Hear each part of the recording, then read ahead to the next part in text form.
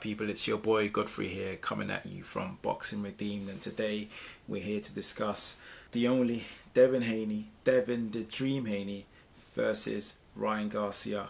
It's happening this weekend and I can't wait. Build up, yeah, a bit bizarre. I would say the build up wasn't probably the most natural type of build up. It's been a very crazy, weird build up, but hey, the fight is happening. But let's get straight into it. Devin Haney versus Ryan Garcia. How competitive is this fight? Well, let's just say it this way. Ryan Garcia has actually beaten Devin the Dream Haney in his amateurs 3 times actually, and Devin Haney has also beaten Ryan Garcia 3 times in the amateurs. So it's even. So yeah, you could say on paper it is very competitive. It's not like Garcia beat him and then Haney beat him and then Garcia beat him. To be fair, the first 3 times Ryan Garcia beat him in a row, and then the last 3 fights in the amateurs Devin Haney beat Ryan Garcia in a row. So it's a very, very interesting matchup, and I find that very competitive in my opinion. But if we had to go down and break down the background of the fighters, you know, what they were like, I'll start off with Ryan Garcia himself. So according to his amateur record, he's had 215 wins with only 15 losses. He was also a 15-time national champion. I believe he also won the gold medal in the 2017 national championships, and then he won the silver medal at the 2014 USA Championship. So that is very impressive. His professional record currently stands at 24 wins with only 1 loss. That loss was against Gervonta Tank Davis. Yeah, not me, but Tank. And if I actually had to run through his last 5 fights, so he fought recently, late last year, he fought Oscar Duarte. He did win by knockout in December the 2nd, 2023. A couple months before that, he lost against Gervonta Davis in April the 22nd, I believe, in that same year, 2023. He also fought for Tuna the year before. He won by knockout actually. I think it was the 2nd round, if I'm not mistaken. Left hook, I believe it was. A very sharp, quick left hook. And then the fight before that, he beat Emmanuel Tago, won by unanimous decision. So he actually went all 12 rounds, I believe, on April the 9th in 2022. And then the year before that, he fought Luke Campbell. I actually watched that fight live. I remember knockdowns in the 2nd round by Luke Campbell, but you know, came back and persevered and beat Luke Campbell by knockout, a body shot actually. Good body shot. So in his last 5 fights, he could have been more active in my opinion. In 2021, he fought once. 2022 he fought twice, and then in 2023 he fought twice. So it's not the greatest, it's not the worst either, but I do think he could have been a lot more active. However, the build up for me, I think especially on Ryan's behalf, it's been very strange. Very strange. He's been quite erratic. He's been saying certain things that are quite worrying. I think recently now he's saying that he's going to bite his ears off if he has to. So I don't know. I find that a bit strange. It's not that type of character. I know they've got history, but I wouldn't say they've got a negative, or, you know, I don't think they hate each other. I think they're trying to sell the fight. But yeah, it's one of those things. I suppose even despite Ryan Garcia public acts, Derek James has actually complimented him and said that he is somebody who does work really hard in the gym and puts his act together. So we can only go by what the trainer has said about him, whether that's out of protection or whether if that is true. But we have to think the best, and you know, if he says that he is training hard, then he is. He did look in good shape in the open workout, so I did have a look, and I think both fighters did look good. But moving over to the champion himself, Devin Haney, who does hold the WBC super lightweight since last year in December 2023. He beat Regis Progress, and he didn't just beat him, he dominated him. He really did. He knocked him down, and that was a strong Devin Haney in my opinion. I think it's probably the best Devin Haney I've ever seen, and people can argue that at 135 maybe he doesn't carry the power at that weight, but as he steps up in weight, I think he looked really good. But yeah, prior to that, he did beat George Kambosos twice to become the undisputed lightweight champion from 2022 to August 2023. Did not just once, beat him twice in his hometown in Australia as well. So props for him to do that. Also, as an amateur, has a fantastic amateur record. He stands at 138 wins and 8 losses. He also won 7 national titles and did become the youngest boxer to win the Youth World Championships at the age of 17. So, you know, you can't get better than that, in my opinion. So the question really comes down to, how good is Devin Haney and how good is Ryan Garcia? How good are the fighters in general? And I think if you actually had to go by what's on paper, my answer to that is you have to say that they are elite fighters. They fight at the highest level. They've had very good amateur careers, and you have to give them the credit, you know, in terms of what they have done in boxing. Yes, Ryan Garcia did fall short against Gervonta Tank Davis, but throughout his amateur career, he's done really, really well.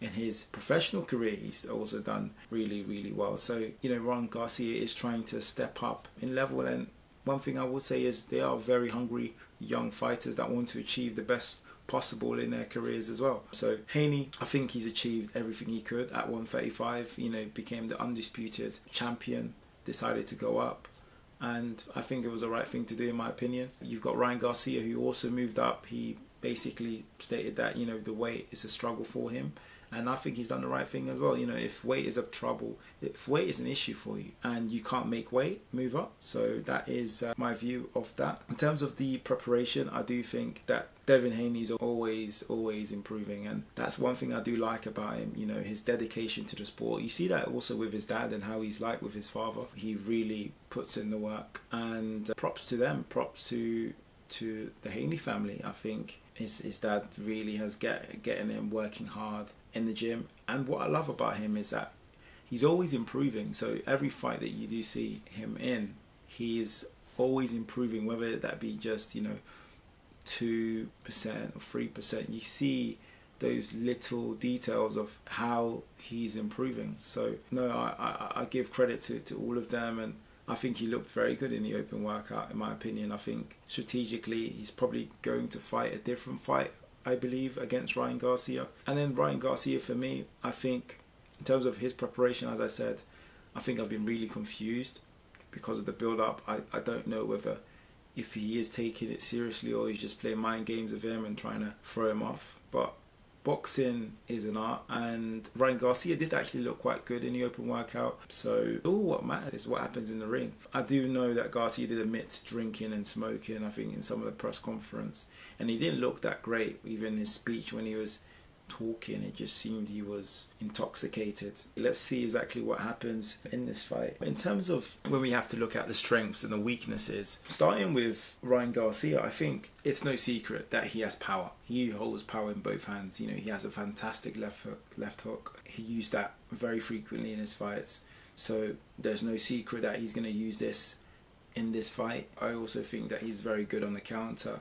You know, if you allow him to counter you, then he will. So he's very, very good with that. He can catch you on the front foot. He can also catch you on the back foot as well. For me, his weaknesses, Ryan Garcia weaknesses, are purely fundamentals. You know, I've watched his fights against Emmanuel Tago, against Oscar Duarte, and he seems to make the same mistakes. You know, he literally drops his hands all the time defensively. If he's going out for an attack, he drops his hands, and then he just allows him to be open for counters. So that is something that is worrying for me, especially with the amount of amateur fights that he has had. So that it's a habit instilled into you. You know, if you've had over 200 amateur fights and some of the fundamentals hasn't gone with you into the professional realm, that is a massive problem, because that is something. In order to undo that and remove that particular bad habits from you after such a long period of time in the amateurs, whether Derek James can actually help him eradicate those bad habits in such a short space of time, I don't think he will be able to do it effectively. Yes, I think Derek James is certainly able to correct him and improve him in some of the fundamentals, but can he Will it be a bit too late, especially against someone as high level as Devin Haney? Well, we have to wait and see. So I think that's one problem. Secondly, I think he's also very flat-footed, and I understand that he uses that to carry power from his hips and just to land those big shots as he normally does. So I understand why he tends to be more flat-footed than many other fighters. He wants to make sure he utilizes the power that he has in his hands. But that's a problem, because if he's static against Devin Haney, I think he's going to run into something. So he has to be very, very careful. I also think that with Ryan Garcia, he tends to overextend quite a lot, whether that be a hook or even a jab. I wouldn't be surprised if he is countered early in a fight just because of his overextension of his jabs and of his hooks. So that's a massive problem, and we saw that against Gervonta Tank Davis. To be fair, that's a perfect example. He gets too excited and he throws those flurry of punches. He has to really think if it's worth him pursuing that attack as he normally does in a lot of the fights, and because he starts fast. Garcia tends to start quite fast. So let's see how he fight this fight against Devin the Dream Haney. So for me, I think we have to start with his jab. He probably has one of the best jabs in boxing right now at the moment, Devin Haney. That is no secret. He has an excellent jab. The timing of it, his reach. He has a good variation of the jab as well. So I have to give props to where it's due. I think he has an excellent jab. I think as well he's got great footwork, excellent speed, timing is great. I think he has good ring generalship as well.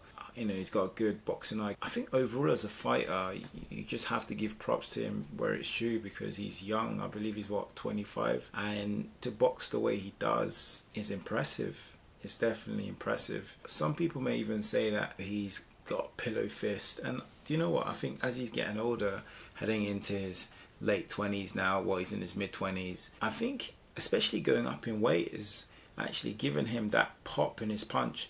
We saw this again at Regis when he knocked him down. So I think he does carry a pop in his punch. I don't think it will be a surprise if improving power is something that's probably on their minds in the camp, in the gym, and just constantly trying to improve, the power in his punches. So I do believe that he can, certainly give a lot of trouble to Garcia in this fight because of what he carries, not just those obvious advantages that he has over Garcia, but even potentially knocking him down, or knocking him out. And I do think he's also a great dictator of any fight. You watch his fights and he dictates the fight. If he feels that you have maybe a better inside game than he does, he tries to maybe come inside, potentially use a clinch, but he tries to dictate the fight as much as he does. So I do think that's one of his strengths as well. He's very good at that. So every fighter has strengths, but every fighter has weaknesses as well. And I think with Haney's weaknesses for me is that he, from his last fight that I've seen him against Lomachenko, very, very close fight. I think the bodywork was imperative in him winning the fight. Some may defer and say that Lomachenko won that fight. I had Loma winning that fight, but I think obviously going over the second time, I think actually Haney probably had that, in my opinion. I think he was just more busier compared to Loma. I think Loma tried to win the fight, especially towards the end of the rounds, and throws a lot of flurry of punches, tried to sway the judges more. But it was a close fight. It was a very close fight. So props to both fighters. I think it was an excellent fight. I really did enjoy that one. But I think he had great body punch variation, Devin, in winning that fight. So, props to him. But as I said, I think his inside game is certainly questionable. I think that's a weakness for me at the moment. I think he hasn't been the best on the inside. You've got Linares that also troubled him when Haney more or less stayed in the pocket. So I'm curious to see how he responds to Garcia, especially in the pocket. So that'll be very, very interesting. I also think his clinch is very questionable as well. I don't think he has the strongest of clinch. So let's see how he goes. So the real question for me is, who's got the easier job to neutralize the opponent's tools? And I have to say Haney. I think Haney, very slick boxer, and he has, fantastic defensive skills as well. So I do think he can certainly neutralize Ryan Garcia's left hook, and I think he can capitalize on it as well. So I do think right now, with Garcia being so familiar with Haney and vice versa, I think it's interesting for both fighters. Haney has more confidence because he's won the last 3 fights against Garcia in the amateurs. So you have to give the advantage to Devin Haney, especially him winning and becoming the undisputed champion. Haney has to be on the high right now. So, the real question is whether if it's too soon for Garcia, especially losing against Tank Davis and coming back to fight Devin Haney. It's a hard one to come to. Haney is a different fighter compared to Tank. And, this could be a problem. So if we now even look to see whether they've had much success even in boxing in terms of stats, I do believe now, if I had to have a look, you've got, especially Devin Haney is somebody who does very well when it comes to, the punches he throws, the punches that gets landed as well. So right now, if I checked, you've got, let's see, Ryan Garcia. I think this is only based on one fight at 140 pounds. So average punches thrown in a round, you've got Ryan Garcia at 10 punches per round. And then you've also got Ryan Garcia at 30% in terms of the total punches connected. You've got Ryan Garcia average power thrown 20.9, average power landed 9. So yeah, this is only based on, I think, one fight, because he's only fought one fight at 140, I believe, if I'm not mistaken. So it's very difficult to go by this in a minute. But then if you look at Devin Haney, he's actually listed high in the CompuBox data, very high. He connects about 31.8 of his punches and about 39% of his power punches. So he is very accurate. And if he starts landing those power punches at that rate and his power increases, I think he'll be quite dangerous at 140.